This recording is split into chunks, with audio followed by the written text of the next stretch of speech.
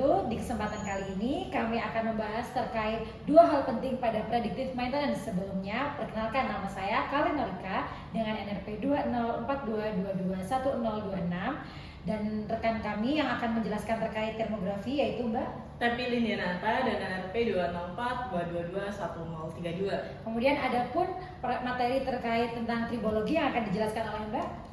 Nama saya Lela Tutasi Aroma dengan NRP 204222110. Baik, dari kedua pemateri kami ini yang akan menjelaskan terlebih dahulu yaitu Mbak Lailatul Tasyi terkait tribologi. Kepada Mbak Lailatul Tasyi, kami persilahkan.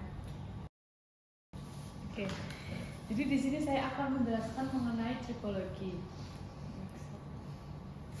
Nah, mengenai tribologi yang mana dalam materi tribologi ini terbagi menjadi dua bab utama. Yang pertama adalah lubricating oil analysis dan setting up an effective program. Nah, di mana di lubricating oil analysis ini dia akan mencakup mengenai oil analysis test, ada wear particle analysis, virography, dan oil analysis cost and use. Kemudian di setting up an effective program ini kita akan membahas mengenai equipment audit, lubricant audit process, baseline signature, monitoring, dan program evaluating. Oke, yang pertama adalah lubricating oil analysis. Di mana next lubricating oil analysis ini adalah yang pertama kita membahas mengenai tribologi. Apa sih itu tribologi? Jadi tribologi itu adalah ilmu yang mempelajari mengenai interaksi antara permukaan yang bergerak satu sama lain, termasuk seperti gesekan, keausan, dan pelumasan. Nah, di tribologi ini erat kaitannya dengan rotating equipment. Biasanya di sini sebuah komponen-komponen yang dipelajari adalah sekilas mengenai rotating equipment.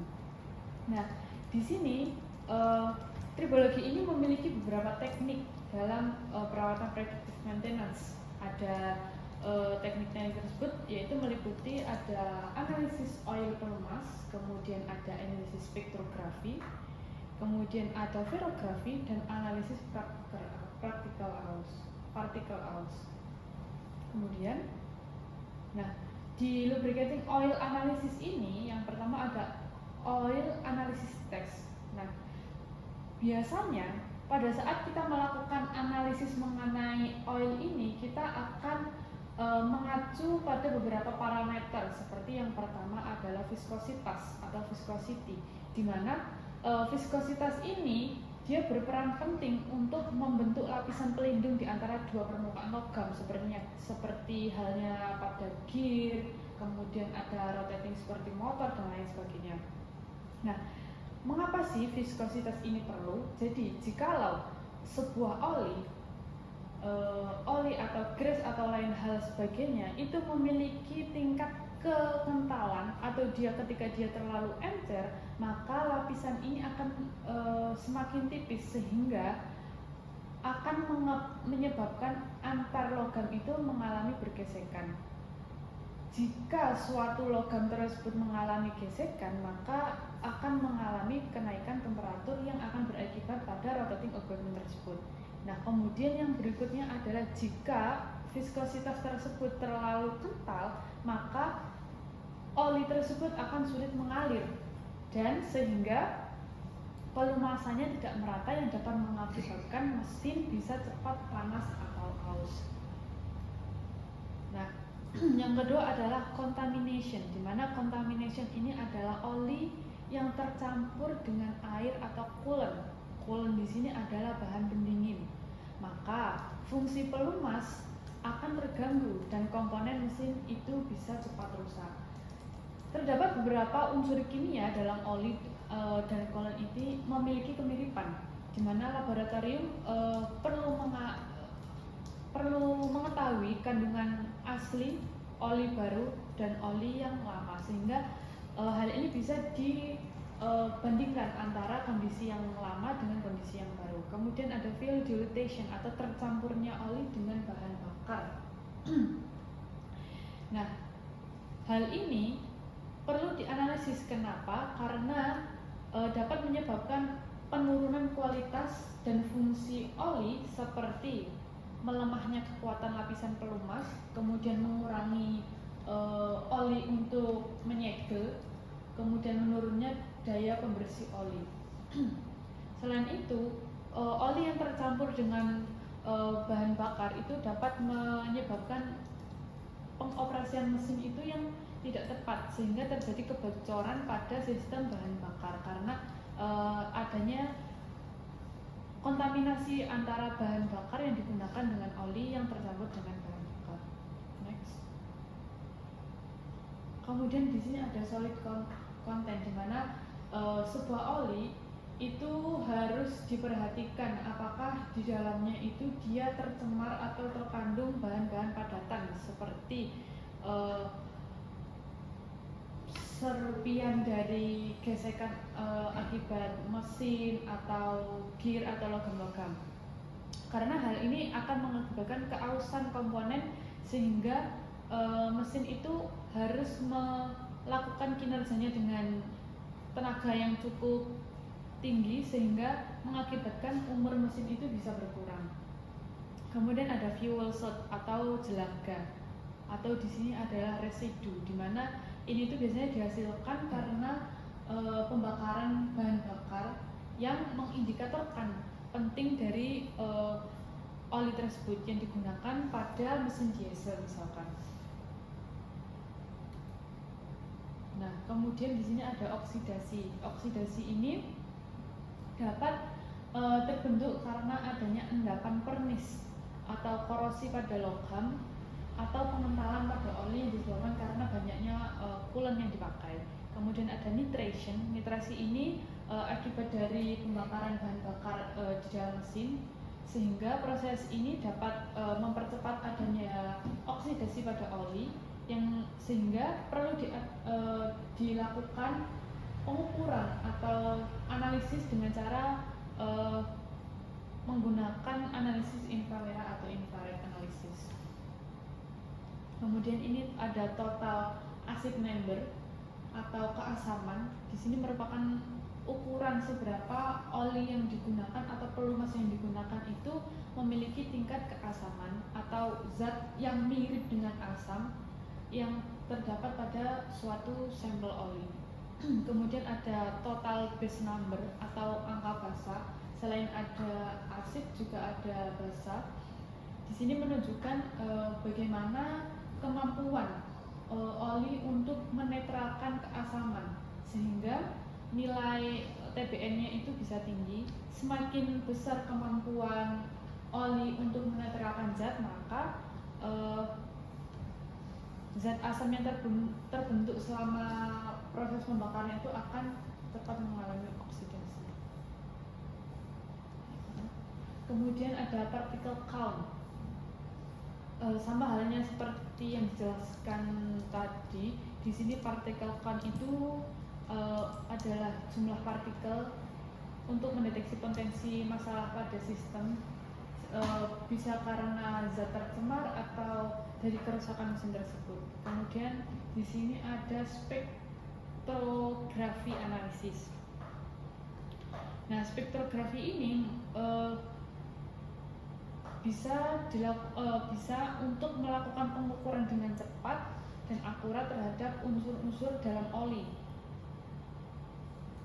Karena setiap suatu komponen, suatu senyawa yang ada di bumi ini, dia bisa berinteraksi dengan gelombang elektromagnetik seperti yang sering kita gunakan, yaitu gelombang near infrared atau infrared jarak dekat. Setiap komponen mampu berinteraksi. Nah, dari hal tersebut maka setiap komponen yang kita analisis nanti akan memiliki spesifik atau ciri khasnya sendiri dalam menangkap gelombang tersebut, bisa melalui reflektansi, bisa melalui absorbansi dan lain sebagainya. Next. Kemudian di sini ada wear practical analysis, di mana wear analysis ini digunakan untuk memeriksa partikel kecil dalam oli mesin untuk mengetahui kondisi sebuah mesin. Jadi dalam tahap ini atau proses ini itu melibatkan ada 2 tahapan, yaitu pemantauan dan juga analisis partikel yang lebih mendalam. Next. Nah, di sini terdapat jenis-jenis keausan seperti rubbing wear, cutting wear, rolling fatigue, kemudian combined rolling and sliding wear, dan beberapa yang lainnya.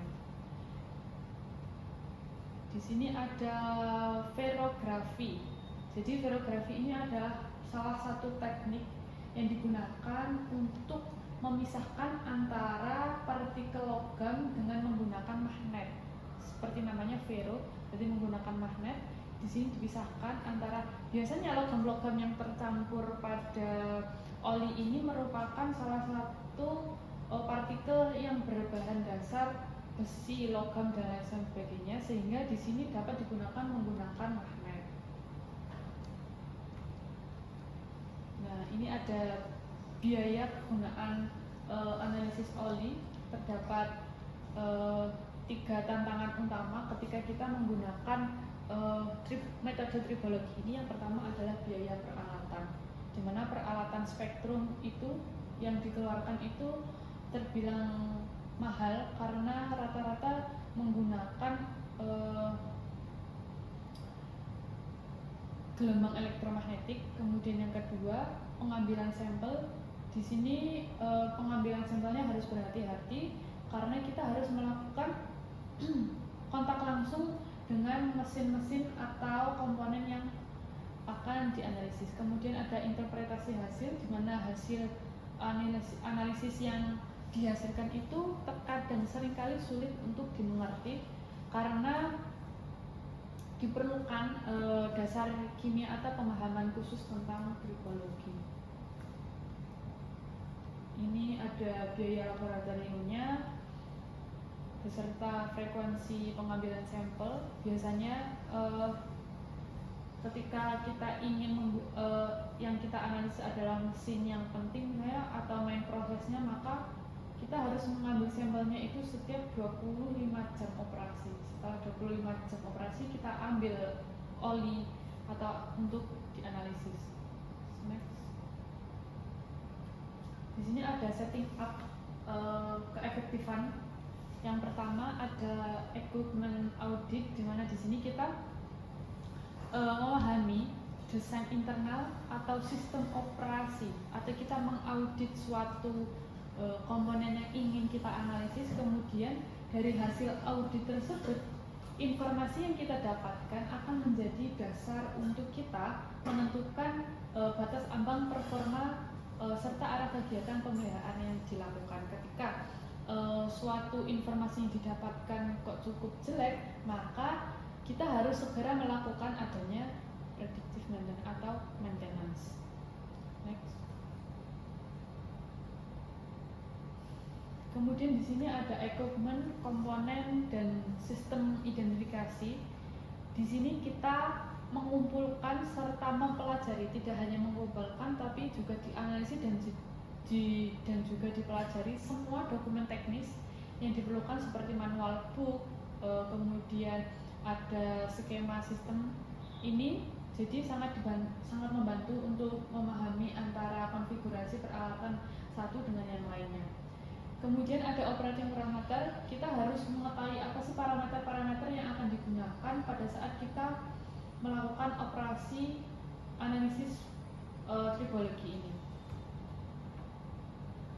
Kemudian ada operating equipment evaluation. Di sini kita akan melakukan pencatatan dari hasil analisis yang kita gunakan, seperti komponen-komponen filter, pendingin, pemanas, kemudian indikator, dan lain sebagainya.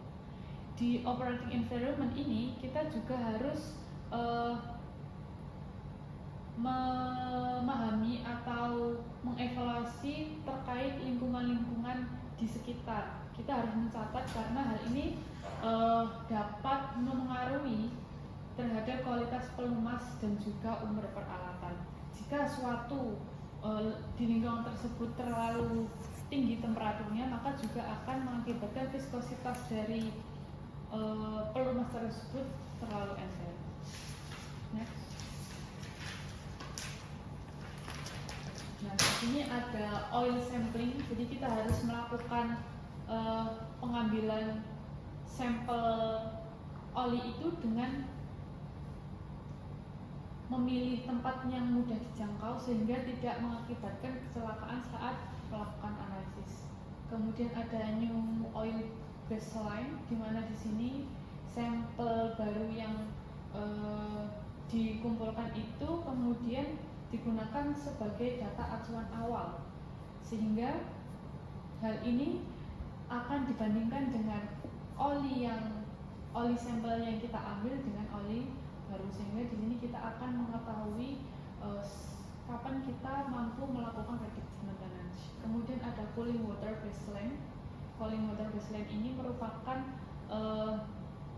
penggunaan air dingin, sehingga sampel yang kita uji itu dapat mendeteksi potensi kebocoran atau kontaminasi. Kemudian ada target and alarm. Kita harus juga menentukan atau menetapkan target dan juga alarm untuk mengacu pada spesifikasi pabrik atau standar resmi. Tujuannya apa sih? Tujuannya adalah untuk memberikan peringatan ketika kita mengetahui adanya degradasi pelumas atau masalah pada saat melakukan pengambilan sampel peralatan atau pada saat peralatan sedang beroperasi. Kemudian ada database development, di mana database development ini seperti namanya database, jadi informasi-informasi yang kita ambil atau yang kita dapatkan dari hasil pengujian itu kemudian disimpan dalam database, sehingga diharapkan dengan adanya proses ini mampu mudah digunakan ketika kita nanti membutuhkannya lagi. Next, kemudian ada lubricant audit process. Jadi di sini dalam peralatan memerlukan pelumas yang memenuhi dan mempertahankan persyaratan fisik, kimia, dan tingkat kebersihan tertentu, sehingga diperlukanlah jejak dokumentasi yang rinci dan juga rinci, efisien, dan efektif untuk mengetahui pelumas itu didapatkan mulai dari mana hilirisasinya, sehingga dengan begini akan mudah dalam melakukan analisis-analisis di proses berikutnya. Kemudian di sini ada lubricant requirement. Di sini adalah pelumas itu digunakan untuk memenuhi spesifikasi fisik dan kimia yang sesuai dengan kebutuhan peralatan, seperti penyesuaian viskositas berdasarkan suhu pada operasi aktual, sehingga ini akan menjamin kinerja mesin-mesin yang digunakan itu mampu bekerja dengan maksimal. Next.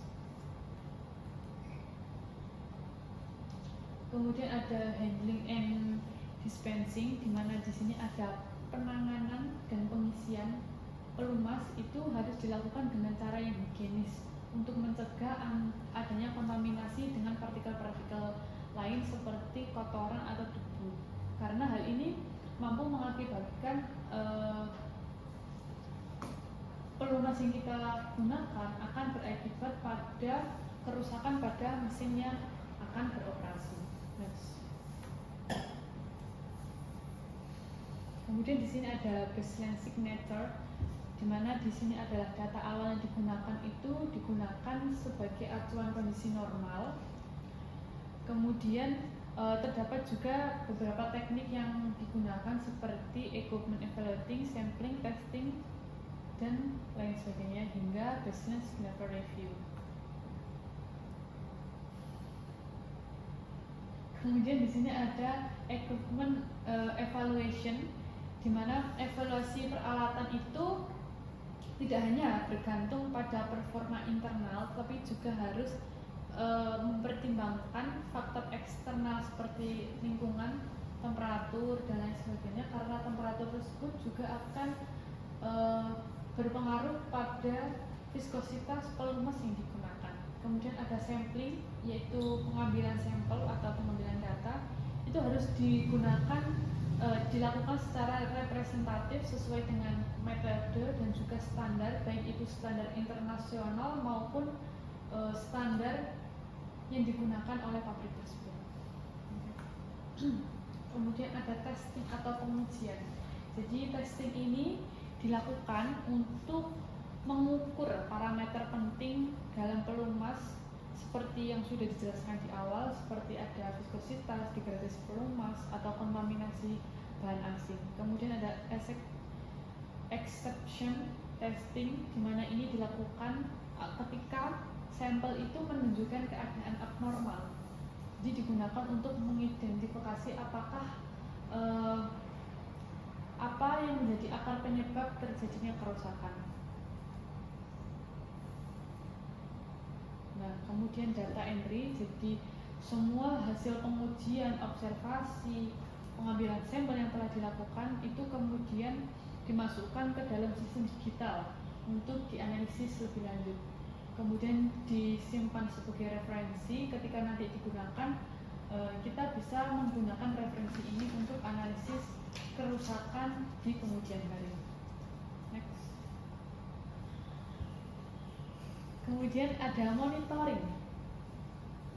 Jadi monitoring ini dilakukan untuk mengumpulkan dan menganalisis tanda-tanda penurunan performa pada pelumas atau di peralatan. Nah, di metode monitoring ini terdapat beberapa teknik seperti rutin monitoring, roads, frequency of monitoring, test, dan lain sebagainya.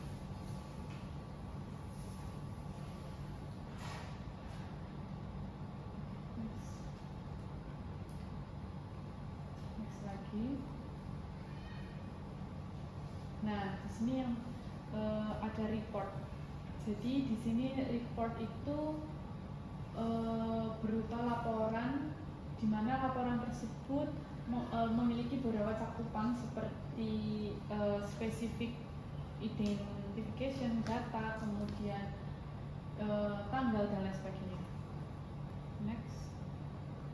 Nah, jadi penerapan ini itu di berbagai industri itu memiliki hasil yang beragam. Keberhasilan program itu sangat bergantung pada pemahaman menyeluruh tentang desain peralatan, jenis pelumas yang digunakan, dan juga lingkungan operasi.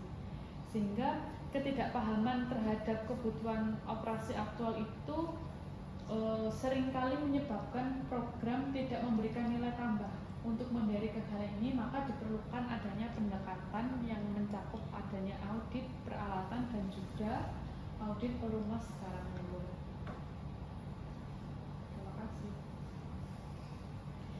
Kembali atas materi yang sudah disampaikan oleh Mbak Lailatul yang sangat informatif itu. Jadi dapat disimpulkan dari penjelasan Mbak Lailatul tadi, tribologi merupakan sesuatu yang mempelajari terkait gesekan, kausan, dan juga pelumasan dalam mesin yang tujuannya untuk menjaga performa suatu mesin tersebut. Nah, adapun tadi penjelasannya yaitu analisis oil pelumas dilakukan dengan beberapa metode, ada viskositas, kontaminasi, validation, particle analysis, dan juga ferrografi. Nah, adapun tantangan dalam analisis oli terkait biayanya, terus representativitasnya, sampelnya, dan interpretasi hasilnya.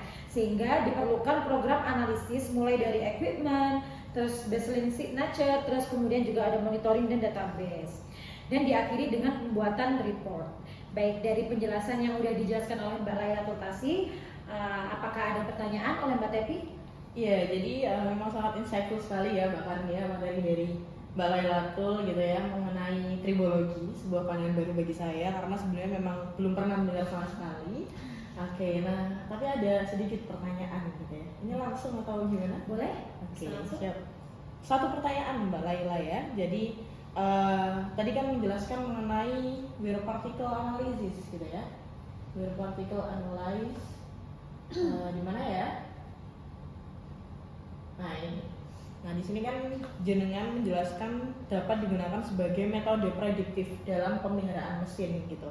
Nah gimana sih caranya wear particle analyze ini digunakan di predictive maintenance tersebut gitu? Oke, jadi bagaimana wear practices analysis ini dia dapat mendeteksi sebagai metode untuk digunakan predictive maintenance.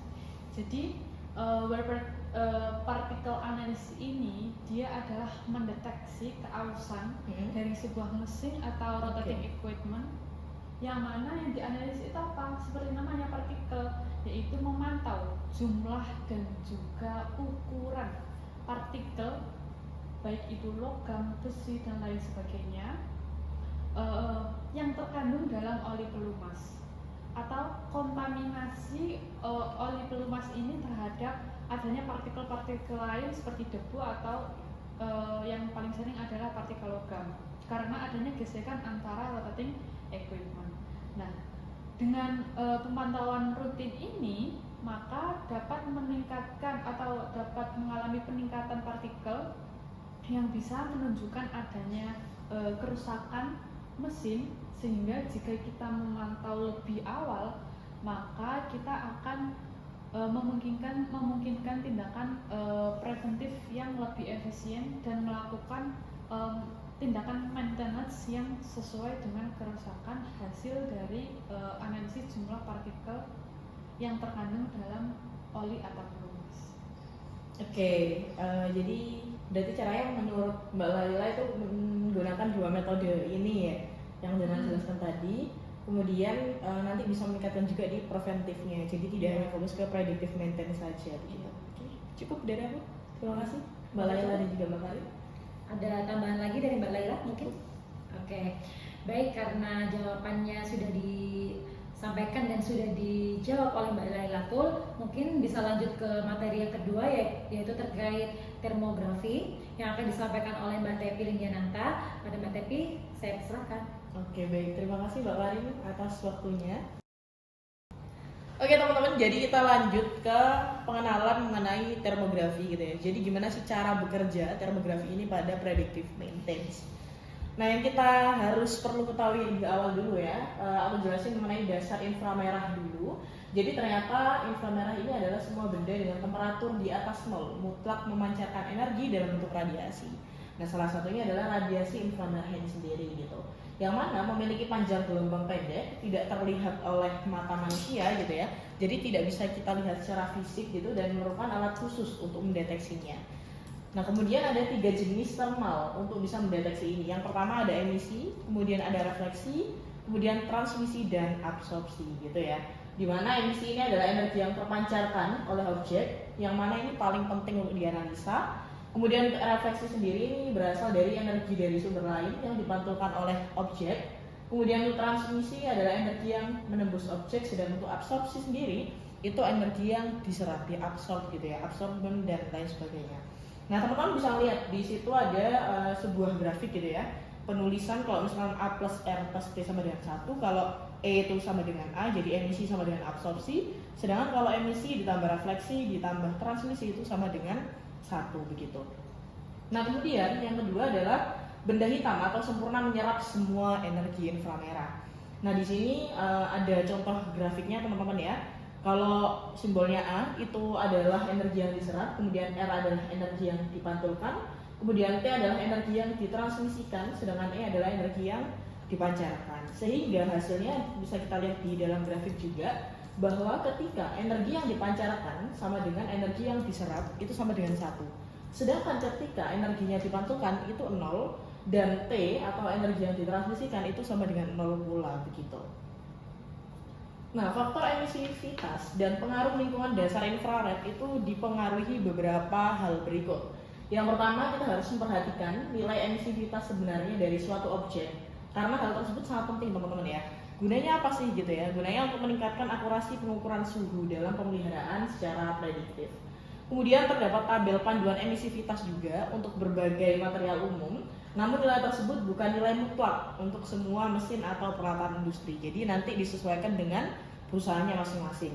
Kemudian yang ketiga adalah kondisi permukaan seperti cat, kemudian pelapis, pelindung, dan faktor lainnya itu dapat mempengaruhi nilai emisivitasnya secara signifikan juga. Dan selain itu, pengguna termografi juga harus memperhitungkan kondisi atmosfer antara objek dan alat ukurnya gitu. Contohnya apa? Contohnya adalah uap air, gas-gas tertentu, debu di udara gitu ya, dan bahkan pencahayaan bisa menyerap atau mengganggu deteksi radiasi inframerah tersebut.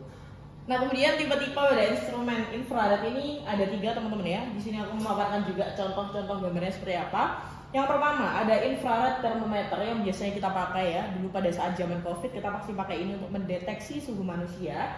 Jadi untuk mengukur temperatur pada satu titik kecil secara akurat. Dalam pemeliharaan prediktif ini, alat ini memang digunakan bersama sensor getaran untuk memantau suhu di titik kritis seperti tutupan bantalan, linitan motor, dan pipa proses. Jadi hal ini dapat mendeteksi bahwa oh ternyata di titik tersebut itu suhunya sangat panas begitu. Kemudian yang kedua adalah line scanners, di mana digunakan untuk melakukan pemindahan satu dimensi atau garis suatu radiasi. Dan yang terakhir adalah infrared imaging. Jadi memang teknologi yang paling terbaru, paling efisien, paling optimal di dalam termografi menggunakan infrared imaging ini, karena memang pemindahannya secara cepat terhadap seluruh mesin ya, atau proses melalui profil pancaran inframerahnya gitu. Jadi memang mirip seperti kamera video, namun nanti akan ada warna-warnanya gitu ya. Kalau misalkan warnanya merah itu berarti panas, ketika biru itu berarti dingin begitu. Nah, basic infrared teori ini adalah basic teorinya mengenai inframerah sendiri teman-teman ya. Jadi yang pertama ada electromagnetic spectrum, yang mana semua benda memancarkan energi elektromagnetik saat dipanaskan, dan jumlahnya bergantung pada suhu. Jadi jika semakin tinggi suhu tersebut, maka semakin besar energinya pula. Nah, energi inframerah ini berada dalam spektrum 0,7 sampai 100 mikron. Sehingga saat suhunya naik, panjang gelombang itu menjadi lebih pendek dan energinya meningkat. Contohnya apa, Mbak? Contohnya adalah baja panas memancarkan gelombang pendek yang tampak seperti cahaya merah. Sedangkan pada saat mendingin, panjang gelombangnya bertambah dan energinya berkurang begitu. Nah, yang kedua apa? Yang kedua adalah heat transfer konsep. Yang pertama ada konduksi. Seperti yang kita tahu ya, konduksi adalah perpindahan energi panas melalui benda padat. Kemudian yang kedua adalah konveksi, perpindahan sebuah energi panas melalui fluid atau gas gitu. Kemudian ada radiasi, perpindahan panas melalui gelombang elektromagnetik seperti energi matahari. Dan yang terakhir adalah emisi, yang mana emisivitas itu persentase energi yang dipancarkan oleh suatu objek tertentu. Di mana saat energi inframerah ini mengenai objek, sebagian akan dipantulkan, diserap ataupun diteruskan begitu. Dan bisa dilihat di gambar ilustrasinya sebelah kanan. Kemudian apa aja sih keperluan inframerah sejauh ini gitu ya? Ternyata teman-teman, keperluan inframerah ini sangat banyak teman-teman. Yang pertama, ease of use gitu ya. Berapa banyak sih pelatihan yang dibutuhkan untuk menggunakan kamera thermal ini gitu. Kemudian yang kedua, short or long wavelength, jadi sistem gelombang panjang 8-14 mikron dapat mengurangi pantulan sinar matahari. Sedangkan jika gelombangnya itu pendek ya, 2-5,6 mikron itu lebih akurat pada saat emisivitasnya tidak tepat. Sehingga dapat disimpulkan ketika gelombangnya pendek maka lebih akurat daripada gelombang yang panjang. Kemudian yang kedua, kualitatif atau kuantitatif gitu ya. Apakah alat ukur ini hanya mengukur suhu, berapa rentangnya gitu kan, atau perlu lebih dari satu? Nah, ternyata di dalam infrared ini dapat dideteksi juga perihal rentangnya berapa, kemudian dapat dilihat juga angka ukurnya hasilnya berapa. Kemudian ambient or quantitative measurement, jadi berapa suhu ambient maksimum dan minimum saat melakukan suatu pemindahan atau pemindahan tersebut. Kemudian ada software, jadi apakah software dapat membuat laporan berkualitas, menyimpan dan mengambil gambar gitu ya. Jadi jika menggunakan inframerah ini kita bisa menganalisa gitu, apakah software ini berkualitas atau tidak. Kemudian ada analog atau digital, jadi bagaimana cara memproses gambar, apakah imagery ini mendukung analog, digital atau keduanya gitu. Dan ataukah kamu perlu menampilkan gambar secara langsung kepada orang lain saat inspeksi berlangsung. Jadi dalam beberapa keperluan ini itu dibutuhkan alat infrared ini. Jadi yang pertama juga portability gitu kan, seberapa besar kebutuhan portabilitas kita, karena memang alatnya ini tidak besar ya teman-teman ya, kecil, portable juga, dan apakah bersedia dengan cocok harganya. Jadi harganya nggak terlalu mahal juga, murah gitu, dan pastinya berat, ukuran dan daya tahan baterainya itu lumayan lama teman-teman ya, jadi nggak perlu baterai cadangannya gitu. Nah, akhirnya dari beberapa urgensi ini, permasalahan ini memang diperlukan inframerah apalagi di dunia industri. Nah, kemudian penggunaan inframerah ini gimana sih Mbak caranya? Apakah ada SOP-nya ya? tentu ada teman-teman ya, semua alat yang kita pakai pasti ada SOP-nya untuk dapat melindungi kita dari ya bahaya begitu. Yang pertama, beritahu personal di area tersebut sebelum melakukan atau memasuki area untuk pemindaian tersebut. Kemudian yang kedua, hanya teknisi listrik yang berkualifikasi yang boleh membuka atau menutup panel karena memang sangat bahaya ya teman-teman ya. Kemudian yang ketiga, pindai peralatan tersebut dalam kondisi beroperasi normal dengan pandangan yang jelas. Jadi ketika kondisinya tidak normal, disarankan teman-teman jangan masuk, jangan mengecek gitu ya, tunggu kondisinya hingga normal. Kemudian yang terakhir, matikan peralatan dengan pengaman interlock jika memungkinkan. Jadi memang amannya adalah menggunakan pengaman interlock itu ya teman-teman ya, tapi jika tidak memungkinkan ya tidak apa-apa, ini opsional, tapi alangkah baiknya teman-teman lakukan di tahap keempat ini. Nah, tipe permasalahan pada inframerah sendiri ada dua teman-teman ya pembagiannya, ada mechanical looseness dan juga component failure. Jadi kalau misalkan mechanical looseness ya dia ada yang looseness gitu, misalkan kamu ada suatu baut gitu ya atau gerigi gitu, ternyata terpasangnya tidak sangat-sangat betul gitu ya, pasangannya ternyata agak kendur sedikit gitu, tidak tepat gitu. Sedangkan untuk komponen failure ternyata ada kesalahan komponen pada saat kita menaruh gitu. Nah ini aku kasih juga beberapa contohnya, misalkan klip longgar, kontak berkarat gitu ya, atau teroksidasi gitu. Kemudian untuk konduktor ya, beban tidak seimbang, strand putus, spiral heating gitu. Kemudian untuk main and secondary switchgear, biasanya memang koneksinya itu tidak kencang ya, seperti tadi kendur. Kemudian ketidakseimbangan beban. Dan akhirnya yang harus diperlukan adalah kabel konektor pemutus sirkuit depan atau belakang itu harus dicek ya teman-teman ya. Kemudian sirkuit beaker panels. Jadi pada komponen panas ini akan terlihat dari permukaan luar panel. Biasanya area penutup panel tanpa pembuka dan pemutus sirkuit dan konduktornya. Sumpah, kayak ada yang tercekat. Kalau tidak abukan. Kemudian kapasitor, yaitu unit mati atau dingin ya, selnya rusak gitu ya, hotspot lokal gitu. Jadi nanti yang akan kita scan adalah permukaan dari suhu antar unitnya. Kemudian transformer dry type, jadi kayak beban tidak seimbang, short winding, refleksi panas dari inti besi gitu. Nah nanti apa yang perlu di scan? Yang di scan adalah winding, konektor, busbar gitu. Nah, yang terakhir adalah transformer oil atau valve. Jadi level olinya rendah, radiatornya tersumbat, bocoran oli dan lain sebagainya. Nah nanti apa yang perlu di scan gitu ya? Di scan-nya di area pendinginnya, di bushing, di koneksi kabel dan juga radiatornya.